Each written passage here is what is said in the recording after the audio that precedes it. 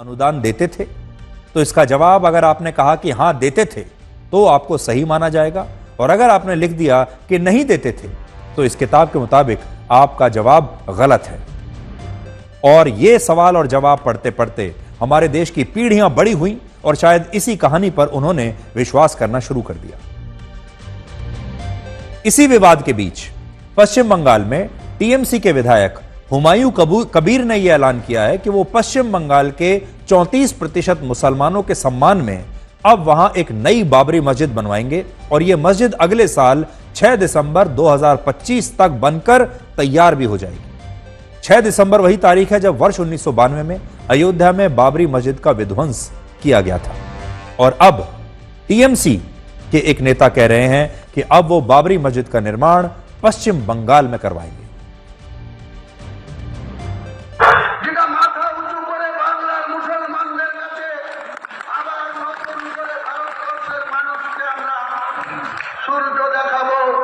যে কাফেররা বাবরি মসজিদ ভেঙেছে, আমরা আবার বাংলার মাটিতে মুর্শিদাবাদের মাটিতে আমরা বাবরি মসজিদ প্রতিষ্ঠা করব।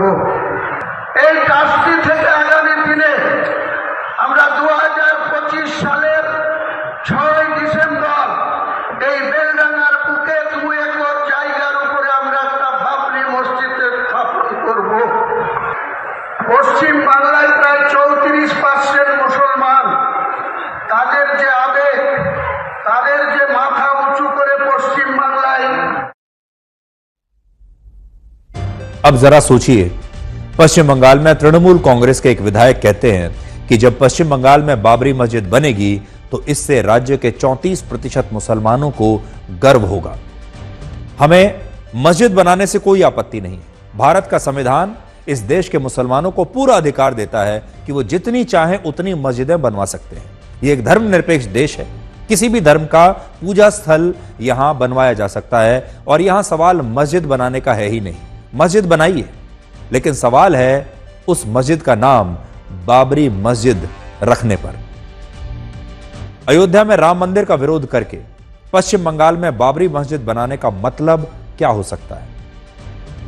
यह हो सकता है कि हमें लगता है कि यह सही नहीं है, और पश्चिम बंगाल के मुख्यमंत्री ममता बनर्जी को इस मुद्दे पर अपनी प्रतिक्रिया जरूर देनी चाहिए।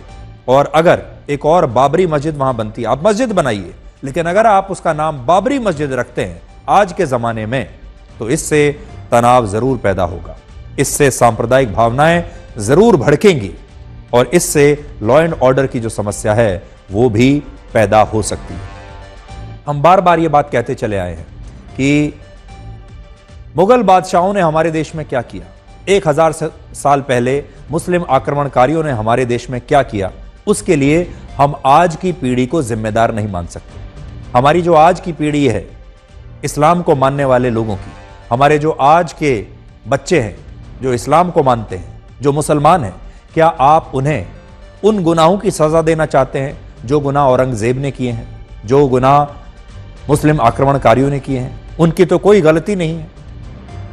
इसलिए लेकिन ये जो पीढ़ी है उसकी भी ये जिम्मेदारी बनती है